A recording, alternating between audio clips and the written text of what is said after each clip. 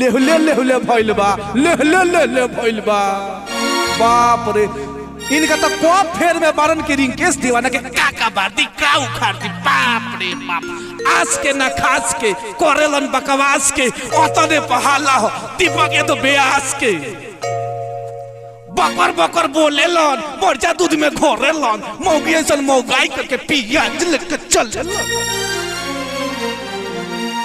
इहे देखकर इतिहास के ठारे लगी लाश के ओतने पहाला हो दीपक ये तो बेआस के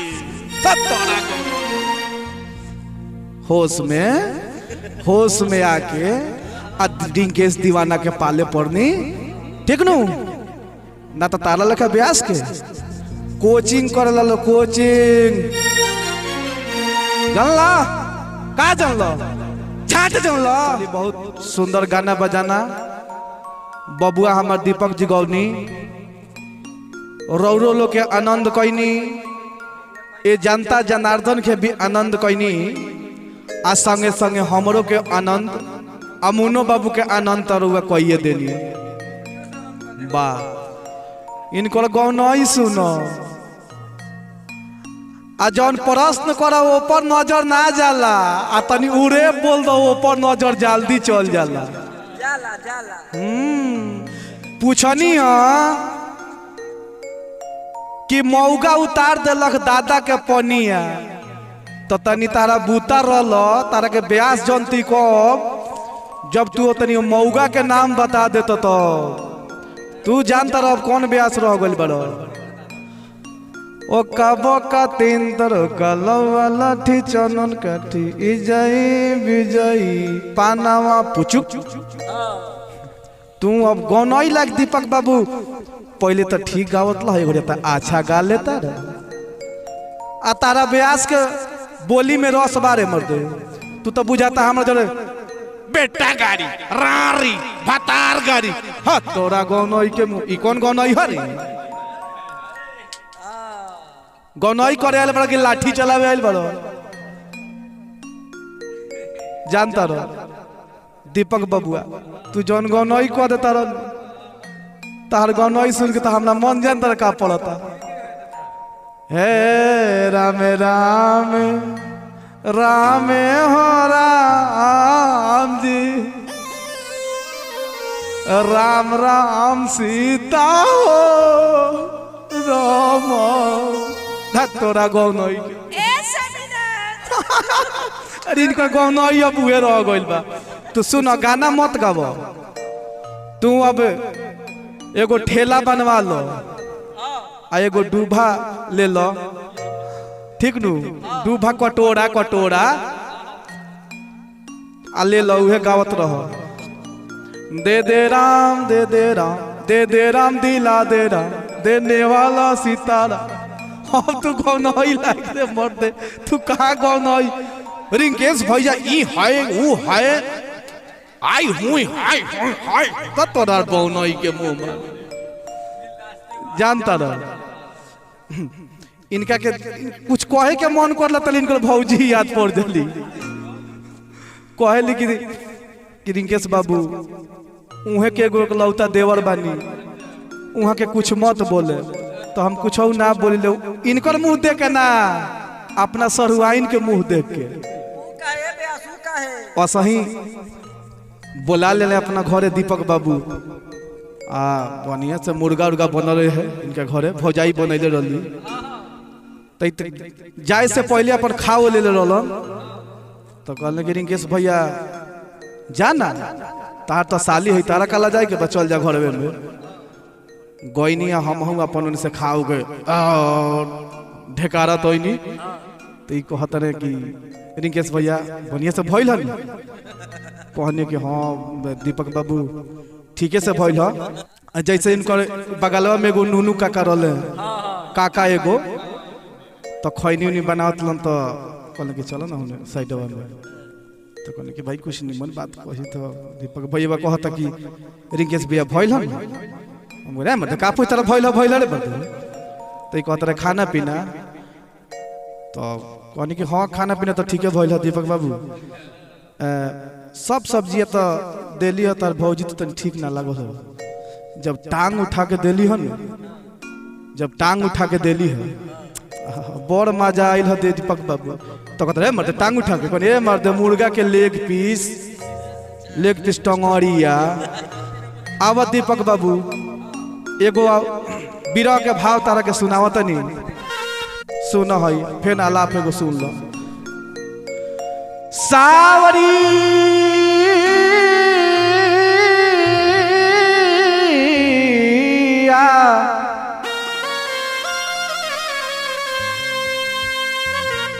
सावरी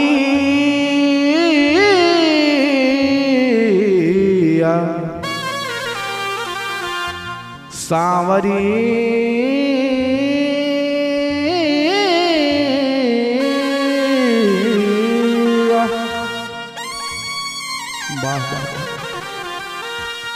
गौनाई दीपक बाबू एकरा के कहल जाला। गौनाई कोनो खिलवाड़ ना हो दीपक बाबू। ढेर लोग गईल गौनाई करे खातिर करेजा में दम चाहिए। हमरा के दूगो उड़ेप बोल देब, दूगो उड़ेप गरिया देब, ओसे तू कोनो बड़का ना हो जाइब। गौनाई करब तो मार्केट में तू जौन गौनाई कर दे तारा दीपक बाबू, हमरा ओरी तो पूरी हो तारा के सरल तरकारी के ना दी। आवा एगो बिरह के भाव बा। एगो लड़का एगो लड़की से शादी भइल बा। हाँ लड़की से अब का भइल बा कि लड़का बा बाहर चल जाता आ घरे आवते नहीं खे। अब औरतिया फोन करके कहते कि काहे बोलम जी रौरा हमरा के छोड़ के कतना दिन से बाहर बानी, रौरा हमार तनको ख्याल नहीं खे। काहे राजा जी रौरा जब हम पसंद ना रहनी तो हमरा से काहेला शादी बियाह कइनी। तोरा से के करी रे मोटो करी, हम तो बाहर बानी तोरे चलते ताइल बानी। अरे बाप रे बाप, अब एमे हम मोटा वाले बनी तो हमार कौन दोस्त भाई राजा जी। अब रथिया कहतिया मुन्ना बाबू का कहतिया कि ना वही बनू तो सुनो हमरा के काम क देगो। कौन काम बताओ। आरे सुनसान लागतिया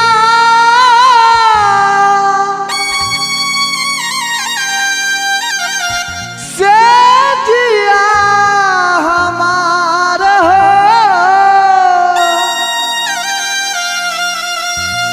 सोलह सिंगार के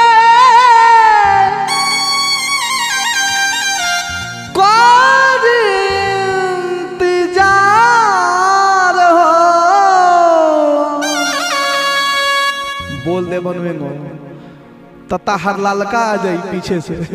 हमारा पैतना लगा हो कहर हो, नहीं की पसंद ता किया तो जहर हो, नहीं की पसंद ता किया तो जहर हो, नहीं की पसंद ता। जिया जिया बाबा खेला ना हरी के दीवाना से गावल खेला ना। आई एम रिंकेश कुमार दीवाना ऑल इंडिया चैंपियन।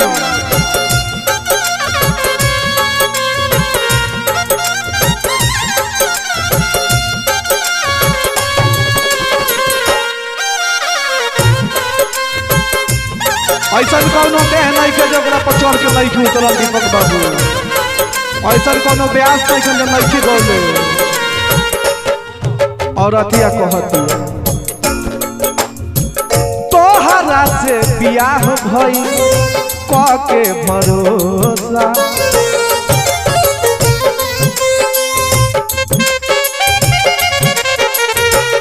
तोहरा राजा जी राजा जी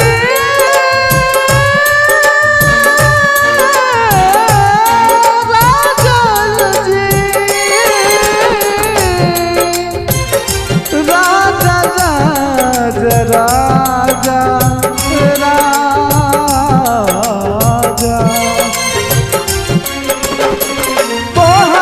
के ब्याह भइल के भरोसा। ध्यान दो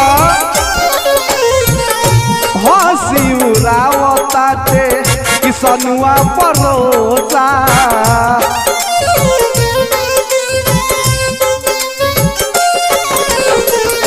हंसी उड़ावता टोला परोसा।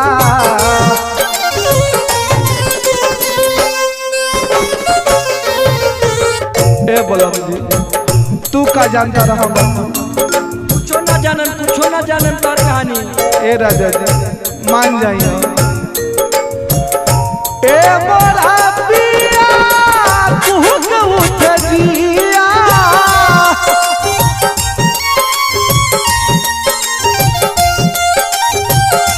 ए मोरा पिया कुहुक उठ जिया।